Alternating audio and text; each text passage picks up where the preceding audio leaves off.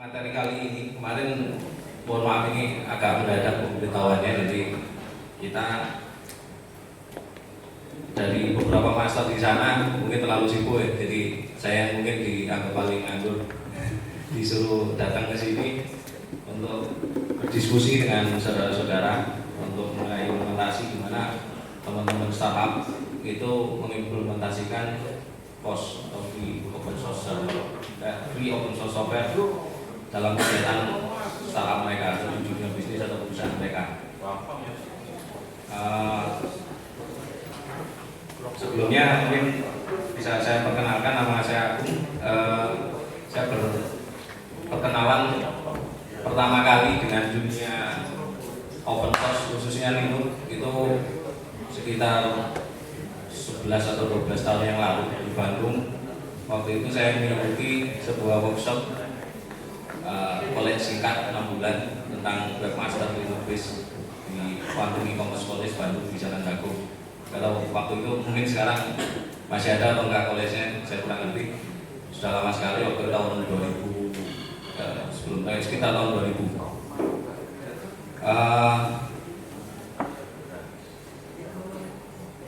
Setelah itu saya dari luar negeri gitu ya, dan dengan sebagai programmer. Jadi waktu itu saya kerja di Malang, di perusahaan di Jakarta. Kita banyak terima order dari Australia, dari US, dan dari Eropa.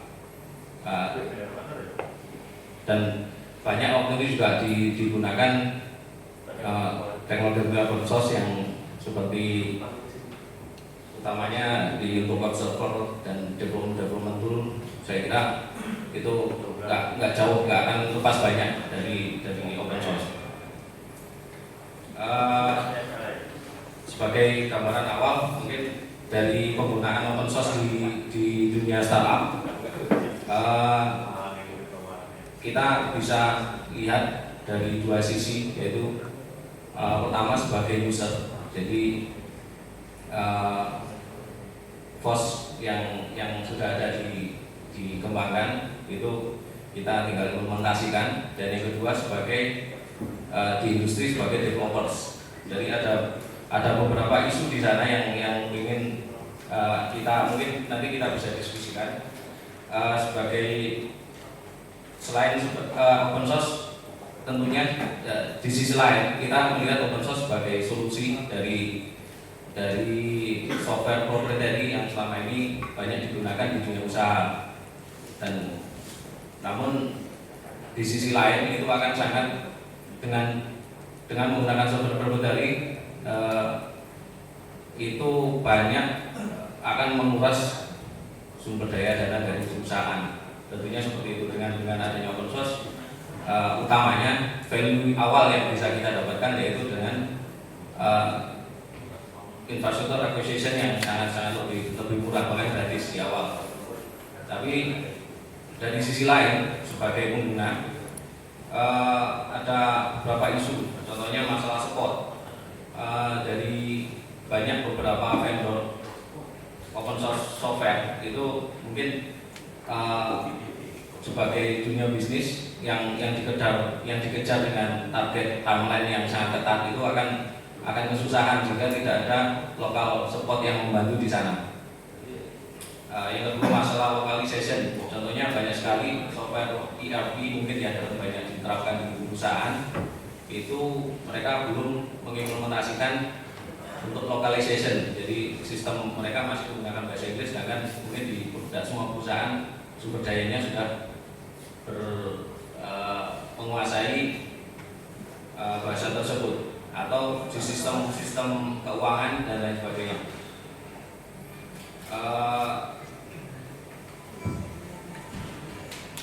Mungkin itu untuk sebagai user, tapi dalam industri kita di dunia startup, kita juga banyak mengembangkan software sebagai, kita juga mengambil library dari sistem open source. Dan ini nanti hubungannya kita kendalanya dengan licensing. Seperti kita ketahui, di open source ini kita banyak banyak sekali sistem license yang digunakan, yang mungkin yang umum digunakan sebagai GNU, GPL gitu, General Public License yang dari GNU. Dan di situ ada beberapa kendala yang mungkin nanti akan untuk di awal tidak menjadi masalah, tapi setelah kita implementasikan sebagai library di GPL ini untuk kita jual lagi, kita redistribusi lagi, itu mereka akan harus mewajibkan software yang turunannya ini harus di software di license lagi sebagai GPL seperti itu. Jadi mungkin ini akan sedikit business friendly seperti itu. Tapi kemudian memang ada perkembangan selanjutnya. Jadi GPL ini direvisi lagi menjadi license GPL, yaitu mereka lebih open, lebih business friendly seperti itu. Jadi selain source-nya tetap terbuka, tapi untuk pengembangan selanjutnya, distribusi selanjutnya itu tidak harus program ini tidak harus distribusikan dengan GPL seperti itu, namun dengan syarat-syarat tertentu. Contohnya GPL ini Open Office atau LibreOffice, jadi mereka mungkin banyak sebagai alternatif dari Microsoft Office yang sudah banyak digunakan di perusahaan. Jadi Open LibreOffice ini menggunakan GPL, jadi kita free menggunakannya dengan jadi lebih friendly untuk bisnis. Sebagai contoh lagi untuk mungkin itu yang perlu kita perhatikan untuk penggunaan library atau sebagai developer. Kita perlu, biasanya kan kita sebagai developer atau sebagai pengembang software, kita untuk menyelesaikan sebuah masalah, kita akan search di repository yang sudah ada, entah di GitHub atau di internet. Ada beberapa SVN gratis open source. Kita ambil comot aja, nggak lihat ini nantinya kedepannya ini apakah kita bisa redistribute lagi sebagai open source, atau kita bisa menjual ini sebagai dengan proprietary software seperti itu. Mungkin itu yang akan banyak menjadi concern di dunia usaha. Sebagai contoh lagi untuk implementasi di dunia bisnis, ERP mungkin yang banyak digunakan yang enterprise resource planning ya, dari skala usaha kecil UKM, yaitu mungkin yang sudah major di Indonesia ada, saya lihat ada Start Price, yaitu dari dulunya mereka kontribusi di Compiler dan kemudian mereka kok ke Adobe karena masalah legalitas mungkin, dan mereka kontribusi di Compiler, dan mereka juga sekarang juga mengembangkan localization untuk bahasa Indonesia, dan juga mereka juga mengadopsi sistem-sistem keuangan untuk lokal. Ya mungkin itu yang bisa diimplementasikan untuk dunia bisnis. Yang sebenarnya untuk, kalau menurut kami, untuk real value yang memang benar-benar kita bisa dapatkan dari dunia free open source ini, sebenarnya bukan hanya karena gratisnya, tapi kita bisa kita bisa dapatkan source code itu, dan kita nggak tergantung dari support yang disediakan oleh pemegang copyright dari software tersebut. Kita bisa modify, kita bisa redistribute lagi, tentu dengan catatan kita perlu melihat license dan menghargai copyright dari pemilik software tersebut sebagai pemegang copyrightnya tersebut.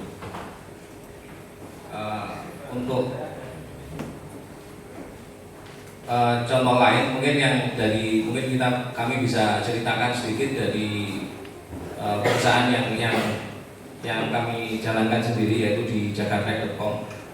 Itu kita sangat dekat sekali, banyak sekali yang kita gunakan dengan free open source, utamanya soal server. Kita nggak mungkin menggunakan software proprietary sebagai startup di awal dengan modal cekak, dengan modal semangat aja, dengan modal kopi untuk begadang seperti itu. Kita untuk menggunakan proprietary itu akan sangat memberatkan. Artinya di situ kita banyak menggunakan software untuk server. Saat ini kita punya 4 server dengan kita nggak deploy server tersebut di kantor, tapi kita deploy di cloud. Kita sewa waktu itu di Rackspace Cloud, dan di atasnya kita pasang Ubuntu server. Jadi kita nggak banyak menggunakan infrastruktur sendiri. Nah, itu di awal. Dulu awalnya kita sewa beberapa VPS. Kita coba bandingkan dengan VPS yang sudah ada di lokal, kemudian dengan kita bandingkan biaya dan quality dari server dengan bandwidth yang disediakan. Ternyata akhirnya kita pilih, walaupun agak jauh di luar negeri, tapi dengan perbandingan komparasi biaya yang kita keluarkan dengan kualitas yang kita dapatkan, akhirnya kita coba menaruh semua server kita ada di cloud seperti itu. Dari mulai ada Ubuntu 8.04, ada sampai yang terakhir server terakhir kita deploy dengan Ubuntu 11.04 untuk LTE-nya. Jadi saya kira dari penjelasan tadi mungkin ada beberapa yang perlu kita tekankan, yaitu sebagai user atau sebagai developer, kita ada selain banyak sekali keuntungan yang kita dapatkan dengan menggunakan free open source software seperti Linux dan turunannya, dan library yang didistribusikan menggunakan license FOSS seperti GPL, Apache. Ada beberapa hal yang perlu kita cermati bersama, yaitu masalah pertama untuk kita implementasikan di dunia bisnis dengan startup kita. Yang pertama untuk masalah support, dan yang kedua soal localization dari software itu sendiri. Kebanyakan kita banyak menggunakan software itu kan dipakai untuk dunia internasional, untuk lebih luasnya, tidak spesifik untuk Indonesia. Jadi yang perlu kita perhatikan soal localization, dan selanjutnya soal licensing. Kalau kita redistribut ulang atau kita jual lagi ke user, masalahnya kita juga harus memperhatikan soal licensing tadi itu. Mungkin itu sebagai awal. Selanjutnya mungkin kita bisa banyak diskusi langsung. Kita kembalikan ke moderator. Terima kasih atas pengembaliannya. Apakah sudah sedikit tercerahkan tentang stasiun? Oh ya, stasiunnya belum ya, tadi lebih ke arah core-nya ya. Kita minta penjelasan ulang tentang stasiunnya, karena tadi yang saya sampaikan juga sangat sedikit. Oke, sebenarnya untuk stasiun ini awalnya kita ada beberapa teman yang concern di dunia digital, bisnis digital di Malang. Salah satunya mungkin pendirinya ada Mas Amar yang ada di sini. Kenalkan, beliau mungkin lebih banyak beliau tidak banyak di dunia teknis, cuman gimana menggerakkan massa, gimana jualan, jagonya nih. Jadi di stasiun kita terdiri dari beberapa elemen yang mendukung gimana terciptanya ekosistem startup digital. Jadi nggak cuman di dunia teknisnya, kita nggak melulu kita mendiskusikan untuk teknis, tapi kita juga banyak gimana fundraising, gimana kita presentasi ke investor, gimana kita membuat bisnis plan yang bagus, supaya perusahaan ini survive dalam 2-3 tahun ke depan, gimana manage di tengah kita recruitment human resource development-nya seperti apa. Kita mungkin banyak juga ke arah situ. Stasiun sendiri didirikan kita sekitar 1 tahun yang lalu. Kita berlima kumpul di tempatnya Mas Aman, kita coba gimana mengembangkan sebuah ekosistem kita biar nggak jalan sendiri-sendiri. Di situ ada Mas Revandi, namanya Fandi itu mungkin banyak yang dikenal di dunia maya, salah satu developer web yang cukup baik di Malang. Ada Mas Heru, yaitu teman partnernya Mas Revandi. Ada Mbak Ari Putri sama Mas Rizky, itu pemiliknya laundryplaza.com, sekarang mungkin setrikain.com. Ada Mas Heru, itu pemilik, dia bukan orang teknis tapi dia punya salon namanya di Noyo. Tapi dia juga aktif di dunia entrepreneur di Malang. Dulu bersama kami juga sebelum di stasiun kita juga mengadakan bikin sebuah komunitas entrepreneur namanya Tangan di Atas sekitar tahun 2007, dengan spirit yang sama. Mungkin kalau di dunia IT open source ini kan berbagi gitu. Kalau di dunia entrepreneur kita bilang berbagi dengan yang lain juga, hampir sama spiritnya dengan open source. Tapi kita lebih punya usahanya. Dengan Mas Meru itu Meru Bupasana, dengan satu lagi Doni Kris Buryono, ini juga salah satu pemilik usaha digital di Malang, Simply Interaktif, mungkin ada yang pernah dengar. Itu bergerak di bidang materi pengajaran untuk SD, untuk sekolah, dan Winnertech dia juga menyediakan latar bahasa untuk sekolah juga. Dan kami sendiri, saya seperti yang saya sebutkan tadi, saya menjalankan usaha GPS tracking, jadi jagatrack.com. Jadi klien kita banyak rental atau fleet perusahaan-perusahaan yang punya banyak armada yang butuh di tracking melalui internet. Jadi di kendaraannya kita pasangi alat semacam GPS, cuma tidak ada displaynya. Datanya kita langsung feed ke modem, dan modemnya kirim ke server kita, seperti itu. Dan mungkin terakhir ini sudah banyak yang melakukan banyak beli usaha yang sama. Tapi kita mungkin yang awal di Malang mulai tahun sekitar 2008 kita sudah menyediakan untuk pengembangannya. Selanjutnya kita juga coba bikin software as service untuk manajemen armada. Kembali soal stasiun, dari tahun 2011 kita banyak mengadakan beberapa kali catering, antara lain ada yang bersifat umum, ada yang juga rutin tiap minggu, kita sebut Jumatan. Tapi jam 3 sore ini bukan Jumatan, bukan aliran sesat ya. Tapi kita ada teman-teman yang sudah ada inisiatif setiap Jumat sore kita ketemu kadang di base camp kita di Bis Brawijaya. Ada yang mungkin gantian di tempat usaha rekan-rekan yang lain. Ada juga setiap bulan, rencananya sih seperti itu. Setiap bulan kita mengadakan beberapa event atau beberapa nasional aja. Kita ngundang pembicara dari Jakarta, atau kita cari startup dari Malang yang sudah eksis, kita undang, kita share gimana dia survive di bisnisnya, seperti itu. Tapi kenyataannya mungkin ya sama dengan komunitas yang lain. Jadi awalnya kita banyak perencanaan, tapi beberapa bulan ini mungkin agak vakum. Tapi saya lihat mungkin bulan-bulan berikutnya kita akan mengadakan event-event yang nggak kalah ramainya dengan mungkin yang diadakan malam ini. Ya nggak apa-apa.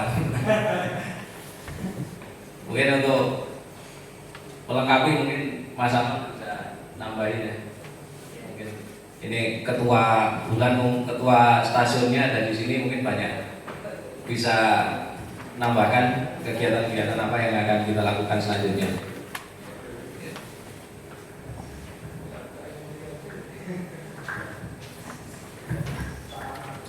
Assalamualaikum warahmatullahi wabarakatuh.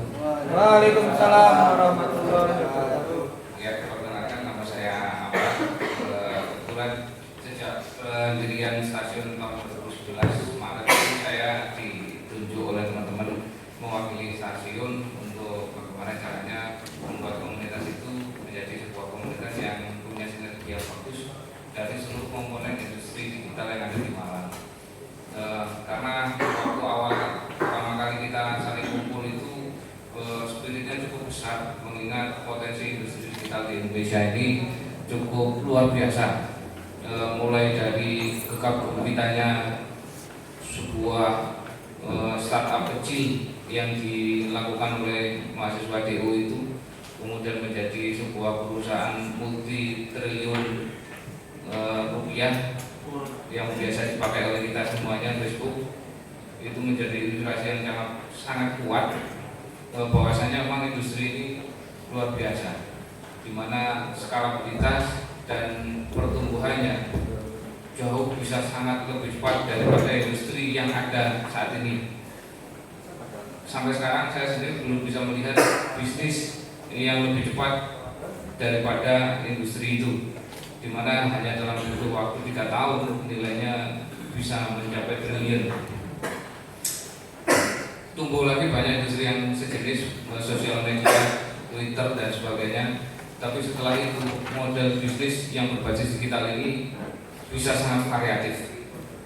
Artinya bagaimana teknologi digital itu menjadi sangat luar biasa ketika mereka sudah terkonvert menjadi kebutuhan di bidang yang lain. Akhirnya editing value-nya bisa sangat luar biasa. Hal itu yang memberikan inspirasi sehingga komunitas ini harus dibentuk sehingga semua komponen yang mendukung dalam industri itu bisa saling bersinergi.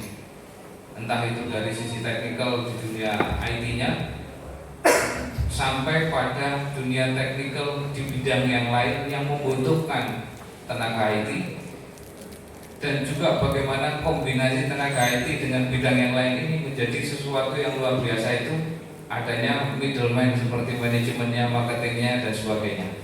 Itu harus ditumbuhkan. Akhirnya kami mencoba untuk bekerjasama dengan semua komponen yang ada di Malang ini, mulai dari kampus, terutama yang awal pertama kali kita didukung oleh Brawijaya melalui Inggris, kemudian kita kerjasama dengan Politeknik, dengan UIN, dengan LP3I, ada Asia, ada beberapa yang lain. Itu terus bergulir. Setelah itu kita juga mencoba untuk kerjasama dengan pemerintah daerah, dalam hal ini Pemkot Malang, dan alhamdulillahnya semua komponen itu sadar betul bahwasanya industri ini potensinya cukup besar. Apalagi memang dari pemerintahan pusat melalui dunia industri kreatif memang dorongannya cukup kuat di sana, dan itu termasuk di dalamnya. Akhirnya dengan berjuang dengan dasar-dasar itulah stasiun ini terus tumbuh. Setiap bulan kita memang berkomitmen untuk selalu mengadakan kegiatan, nyebutnya kami itu meet up, di mana kita akan bercerita tentang banyak hal komponen industri ini, mulai dari marketing, product development, technical skill, sampai dengan manajemen dan legal.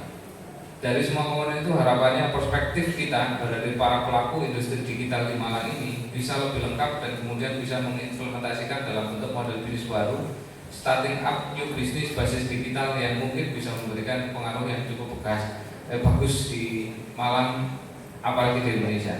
Kalau misalnya ngomong masalah faktualnya, sebelum ada stasiun pun sebenarnya orang-orang Malang dan sekitarnya itu cukup